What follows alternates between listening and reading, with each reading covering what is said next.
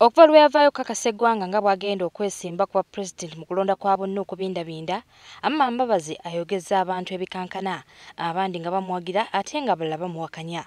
Wabula kino tekimulobedde kugenda mu maaso na nteekateeka ye. Bw'abadde awayamu ne munnamule wa BBC Alan Kasujja e London, Amama Mbabazi ayogedde ebyavudde mu nsisinkano gye yabaddemu n'omukulembeze w'eggwanga ku bbalaza Ssabbiiti eno.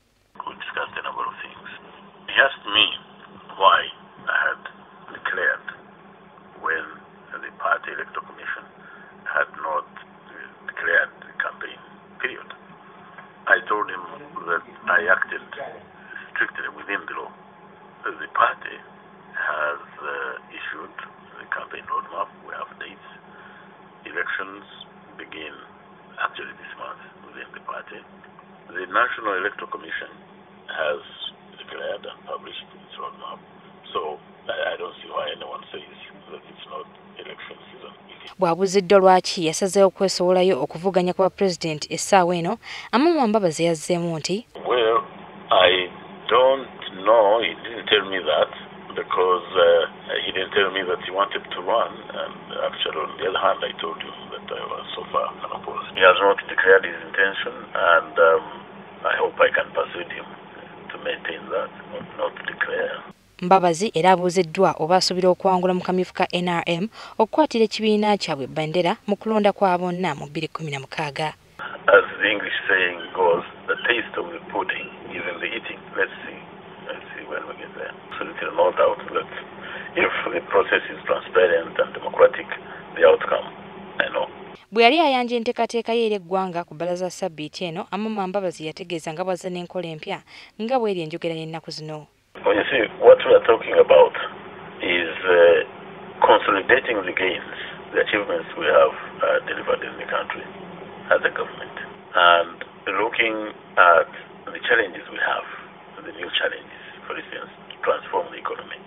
NRM has done very well in rebuilding the economy of Uganda because... Which is the ruling party? Yes, because the economy was in shambles.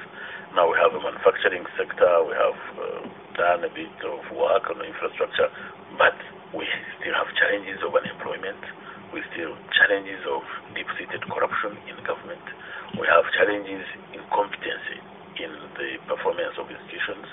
Wabula Mbabazi ateekeddwa ku nninga okunnyonnyola lwaki bino byonna teyasobola kubitereeza ng'akyali mu buyinza. Yes, because I was not in a position to do so, because I didn't have the authority to do that. Wano wasinzidde n'ayanukula President Yoweri Museveni n'amutegeeza nga bw'atalina kumunenya ku byasaba byonna mu ggwanga kubanga ye eyali Ssaabaminisita si yali ow'enkomeredde okusalawo kiki ekirina okukolebwa. I was Prime Minister for 3-4 years. We have been in power for 30 years, and so you can't blame all these failures on me.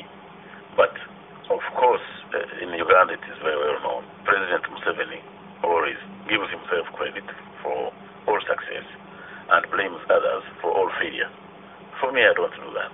I have been in government and I accept responsibility for all the failures, but I share credit for the success because I have been part of it. I believe in establishing an efficient system of work, having government institutions that are very well staffed by people who are appointed not because of their loyalty to the leadership, but because of their competence. Alipoota nnyingi zivudde okulumiriza Amama Mbabazi nga weenyigidde mu kubulankanya ensimbi y'omuwi w'omusolo wabula ate kunoonyeza ne kukolebwa oluvannyuma ne kizuulibwa nti talina kyabimanyiiko naye abaffe kino kyo akyogeddeko ki?